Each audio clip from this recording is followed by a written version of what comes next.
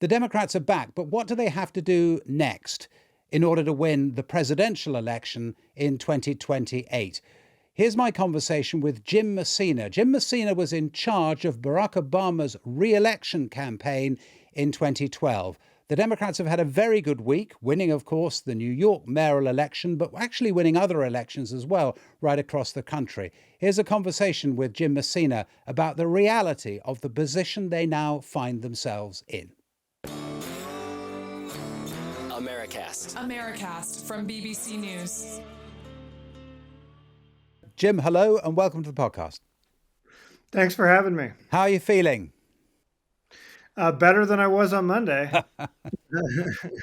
Feeling pretty good about the results on Tuesday. They were kind of better than even the brightest predictions. So it's a fairly interesting week to look and see where my beloved country is. What do you think we should all be taking away from the elections? What are the key things that you think people who have a real interest in American politics, as everyone who listens to this podcast does, what are the things that you would point to and say, aha, that really matters? Look, I would say three things. First of all, Donald Trump's overall approval rating really matters.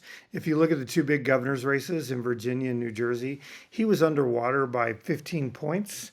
His approval rating on the economy, which is why he won the presidency last year. Remember, he beat Kamala Harris on Who's Better for the Economy by double digits. His approval rating in the economy, disapproval rating is now 60%, including 66% with swing voters. And those swing voters who voted for him really thought he was going to go in there and focus solely on the economy. And we can argue whether or not this is his fault or not, but the American view is that he's done a lot of foreign policy stuff. He's done a lot of other things. There's lots of chaos. We got a government that shut down, and he's not focused on the economy. And I think the first thing is voters send a very clear message to him, which he seemed to have gotten from his tweets, that they're unhappy. The second thing is the Democrats ran really good candidates who didn't focus on the social issues that our party has been obsessed with, and instead focused straight on affordability and economic issues. And, these are really different candidates. Abigail Spanberg in Virginia is from a very different wing of the Democratic Party than Mamdani in New York City, but they both focused on pocketbook issues of affordability, housing, childcare, etc. And when Democrats win the economic argument, and I've been saying this on your podcast for years, we win the election, and when we don't, we don't. And so we were able to do that. The third thing I think is really interesting is the coalition that President Trump built with these young voters who were, historic, huge Obama supporters. But then he won young men. And that coalition is really about him and not his party. Last night, Mamdani won young men by 40 points. Cheryl and Spanberger won young men by double digits. And so the question for the Republicans and Democrats is who's going to win this emerging coalition. And it's really important. These young voters who voted for Ronald Reagan in 1980 stayed Republican for the rest of their lives. The young voters who voted for Barack Obama in 2008 and 2012 have stayed Democratic, especially the women. And so, both parties are really heavily contesting these young voters right now. And last night, they went back to the Democrats. And another group that went back to the Democrats that people have really been interested in, isn't it, is Latino voters. So you have this amazing blowout. I mean, Donald Trump got a bigger share than any other Republican in history, didn't he? And certainly in recent history of the Latino vote, something like 46%. And yet, this week, they've either stayed at home or they've gone back to the Democrats. I mean, how sure are you that the changes, particularly in New Jersey, that you saw in the Latino vote are really significant? Not sure at all. I mean, they're certainly important for her, and she did a great job. But, you had this right, which is about turnout, right? And the turnout was historically big for a non-election year, an off-year election year. It was the biggest in New York City since the 60s. It was the biggest in Jersey in, I think, 30 years. So it was big, but it's not like a big general election, midterm election turnout, or a presidential election turnout. And so, Donald Trump built the modern campaign for him on getting this massive turnout. And the Republicans have been unable to replicate that in smaller elections. Democrats tend to do better in smaller turnout elections because they have higher educated voters who vote more, especially women, the heart of the Democratic Party. And so last night, Mikey Sherrill did amazing, or the other night with Latino voters, but the actual number of voters she got of Latinos would not be enough in a big general election in 2026 or 2028. And so, Tuesday night was wonderful for the Democrats, but I don't want us to get too happy. And the reason is if you think about it, one, it's very unclear whether we can replicate these wins in a bigger turnout election. And two, overall, our brand is about as popular as charging, a beer tax, or in our country, a tea tax. The Democratic brand sucks. And Tuesday night did nothing to improve that. Normal voters who are general election big voters in 2026 and 2028 still do not like the Democratic Party, and they still don't like what we stand for.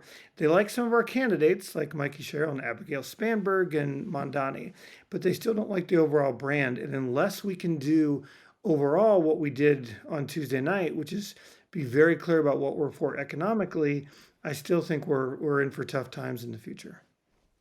Yeah, Jim, I've seen some studies saying that if you ask people about particular candidates, if they have Democratic attached to their name, that can cost them 10 to 15 points of support versus the same candidate profile if they're listed as being an independent, which shows you just how damaged the Democratic brand would appear to be at the moment. And I'm wondering to what extent either these victories show us that that's changed or help to change that perception that the Democrats now represent the higher educated, higher earning folk, and that it's Republicans that lower earning working class voters have been turning to and who represents them. Did anything happen this week to tell, I guess, the people who might consider themselves to be Hillary Clinton's deplorables that the Democrats are interested in them after all? Not yet, but it's proof of the candidates matter and campaigns matter. So in Virginia and New Jersey, we were able to do that because we ran, tens of millions of dollars of ads and had two great moderate candidates who really focused on the economy. But in the other 48 states, they didn't see anything yet, and they want to see it. And you have it exactly right. Part of the decline of the modern Democratic Party has been we are unable to win seats in red states with these voters that traditionally have been Democratic voters. And, this was until the most recent election, Labour's problem in the UK, right? But Labour managed to fix that with some of the Brexit voters. We have not yet done that in some of these places. And if we are going to win the House of Representatives, and which I think is the most important thing in the world for the Democrats to put some check on Trump's power here, we've got to win in tough districts. And I don't think last night, solved that. I think it showed what you need to do. And I want to shout out Mamdani too. Although he's a very different kind of politician, and I don't think the way you win in New York is the way you win the House of Representatives, he was a good lesson for the Democrats for two reasons. One, he focused on affordability, just like Spanberger and Sherrill. And two, he had the most innovative use of social media since a guy that we all know as Barack Obama. मैं हमारे शहर को affordable बनाऊंगा। New Yorkers मुश्किल से afford कर रहे हैं रोटी, कपड़ा और मकान। मैं ये सब बदलने के लिए लड़ रहा हूँ। Rent freeze, free buses, universal childcare और सस्ती groceries के जरिए। Mi nombre es Zohran Mamdani y soy candidato a la alcaldía y quiero reducir los costos para la gente trabajadora. I don't want to compare Mamdani to Barack Obama because I don't think they're anything alike. But he's done the most interesting social media stuff I have seen. And everyone ought to look at him and say, how do you communicate a message? And so I think those are good lessons, but I don't think it does anything to fix our overall problem, to your smart point, that a whole bunch of voters in those states that we're going to need still sit there and say, I am not sure what the Democrats stand for. But Mamdani ran such a good campaign. He drew attention nationwide, worldwide, actually. People were paying attention to him. And now you've got Republicans salivating about the fact that he has such a high profile and they think such left-wing policies that they can use him to tar the entire Democratic Party as being unacceptably to the left when it comes to next year's elections. Yeah, and they definitely tried that in New Jersey, right? They were flying banners over the Jersey beaches all summer saying Mamdani equals Cheryl. Most of their ads at the end were trying to tie her to Mamdani, and it didn't work. She won by double digits. And so, and that's right there. And typically those swing Jersey voters that I know so well in the suburbs really hate the mayor of New York. But they were unable to do that because she focused on pocketbook issues, which is what Democrats have to do. They will absolutely try that. And they tried in some of the elections all over the place in doing some of that. They went back to the trans issues, trying to win elections like that, and it didn't work. I think for a second we should talk about the breadth of this win, because it wasn't just in the states you and I were just talking about. I mean, we won the first two non-federal statewide races in Georgia in 20 years. We got rid of the filibuster in the most ruby red state of all of Mississippi. We built a supermajority in Virginia. There were election wins all over the country, which goes back to my earlier point. It's not just about our brand, because we haven't fixed that. A lot of this was voters sending Donald Trump a very personal message. And by the way, they sent Barack Obama that same message. You all will remember I was in the White House then. In 2010, we lost a historic amount of seats in Congress. We lost control of the House. And Barack Obama went on national TV and said, I just got a shellacking. And no one thought he could win re-election, and 2 years later he won handily. We looked at some of those down ballot races. The Supreme Court, state Supreme Court in Pennsylvania was another one. But as I was looking through them, I saw one place where actually Democrats didn't do all that well, and that was in Long Island in Nassau County. Now, you used to work for a Nassau County member of Congress, so you know the politics there a little bit. But Republicans actually trounced all of the local Democrats running in that county. What's going on there, and is that a warning sign for Democrats? It is, and it was a warning sign for the New York governor in her 2026 reelection.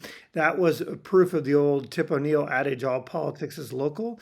That was about the commuter tax and the anger of people in some of those places who, even though the commuter tax has been on and off and changed 5 times, they sent a very clear message that they were very unhappy. And those are the same kind of suburban voters that we did really well with in New Jersey. And to your smart point, we got our ass kicked in New York, in Long Island, a place that I cut my political teeth in. And they sent a very clear message that they are unhappy. And Governor Hochul has got to figure out how to communicate to them about these issues in 2 years. Yeah, and you said the way that Democrats can take back control of the Congress, the House of Representatives, winning red states, and running good candidates. Well, there's a politician who won in a red district and was a young, charismatic candidate, Jared Golden in the south of Maine. That was a Trump district, very Trumpy district. He just announced in an op-ed that he's not going to be seeking re-election. What do you think the thought was behind that, and is that a warning sign to Democrats? It absolutely is a warning sign to Democrats. Here's a 43-year-old politician who used to be a Republican, became a Democrat kind of in the Obama years, and won a very difficult seat and held it through good times and bad, and just got a primary from the left. People saying, oh, you're not liberal enough. There are some places where Jared Golden represented his constituents, and his constituents liked Donald Trump and liked him, and that's okay. We've always, when we win as Democrats, we are the big tent party. And we have people like Mamdani and Abigail Spanberger. We have people like Bernie Sanders and Jared Golden. Like, we can have both of those. And that's how you win in America. The way you win in my home state of Montana is different than the way you win in Long Island, New York. And that's okay. But there's a very boisterous, I think very small minority, but pretty big amount of people in Washington, D.C. that seem to want to have a purity test. And, you can have that test. You're just going to be in the minority for a very long time. And in some ways, that's how we got Donald Trump, too.